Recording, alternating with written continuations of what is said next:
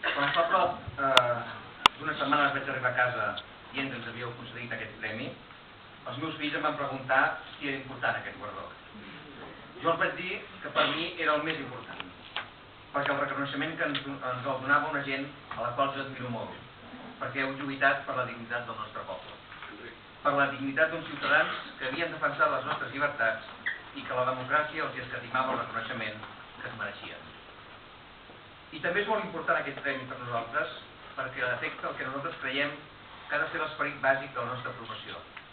L'Alfonso i jo som periodistes, directors de documentals, i sempre hem cregut que el nostre deure com a comunicadors és donar veu als que no la tenen normalment. Cada cop més sovint el periodisme s'ha convertit en un simple altaveu del poder polític i econòmic, lluny de ser aquell quart poder que moltes vegades molts reclamem. Des del programa 30 minuts i ara des de la nova àrea de documentals de TV3 hem intentat combatre aquesta tendència, posant-nos com a objectiu donar la veu als més febles, als més silenciats. I a finals d'aquell any 2001, quan vam començar a fer els nens perduts del franquisme, uns dels més oblidats, dels més silenciats de la nostra societat eren encara els que havien perdut la guerra.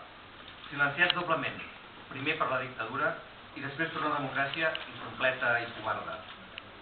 Per això vam començar aquest camí, el de la recuperació de la memòria històrica a través dels nostres documentals i els nostres llibres, per donar veu urgentment als vells lluitadors de la llibertat abans que les seves veus s'acallessin per sempre.